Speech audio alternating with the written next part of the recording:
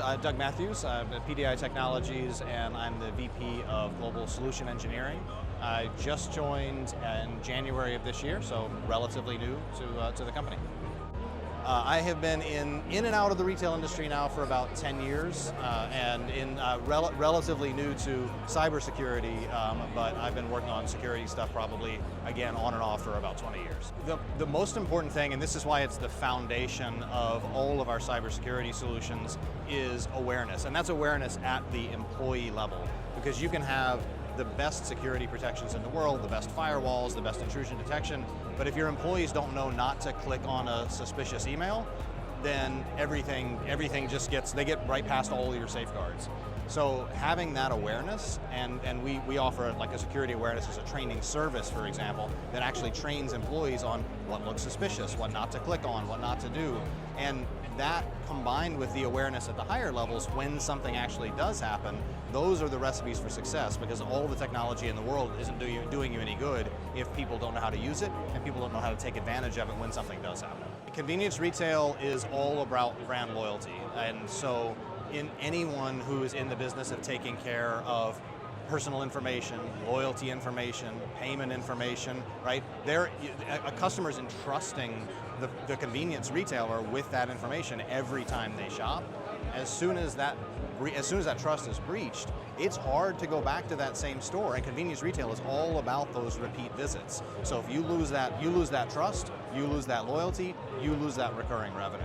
On top of that, there's the baseline stuff, right? Liability. A lot of the convenience retailers that we work with are connected to the major oil networks, the Shells, the Marathons, the Citgos, and they're literally a way in to these massive payment networks.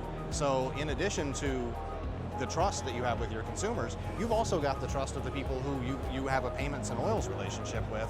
And if you fall down on the job, and that's why they have requirements for what it takes to be a major oil branded retailer, if you fall down on the job, you're letting people right into these major, highly valuable networks.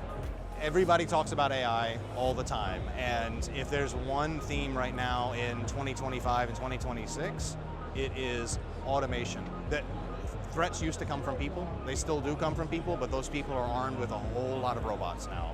And so what we're seeing is one of the big things we used to do in training, for example, was to say, hey, when you get a suspicious email, see if the grammar's a little weird, see if the spelling's a little weird, see if the punctuation's a little weird. Well, guess what? AI is really good at punctuation, it's really good at grammar, really good at spelling. So a lot of the stuff that you used to be able to do to catch a bad actor who was a person, it doesn't apply anymore, because now not only do you have AI and bots that are able to write things that look super professional, they're also able to send them really fast. And so the volume of threats that we're seeing is very much increased. And unfortunately, the professionalism of those threats has increased now, and it's really hard to tell the good guys from the bad guys. AI it's like any tool, right? It can be used for good, it can be used for evil. And like I was just saying, the bad guys have found it, the bad guys are absolutely using it. The good news about that is that we're ahead of them. We are using AI in a couple of different layers. One is there's so many threats now that it's actually hard for a retailer or even a security professional to keep track of everything that's happening. So we're using AI right now to filter through the noise, filter through 100,000 events to find the 3 that are actually really sketchy. And then we can do something about the 3 without the distraction of the other 99,000 that also happen. The other part that's really cool about AI, though, is AI can take the threat that you get. So something comes in, somebody's trying to do something bad, and you got a record of it. You got an alert, you got a log. AI can go look at that log, and it can grab all the context around that and say, okay, I recognize this address, but I also recognize that this address comes from Russia. And I think I've actually seen this pattern before, so let me go look around in my own history and see if this is maybe a threat that I haven't found yet, but it looks kind of like another one that I have found, or if this is a threat that I have found and I can immediately say, go do this, because I know this one, I got this one.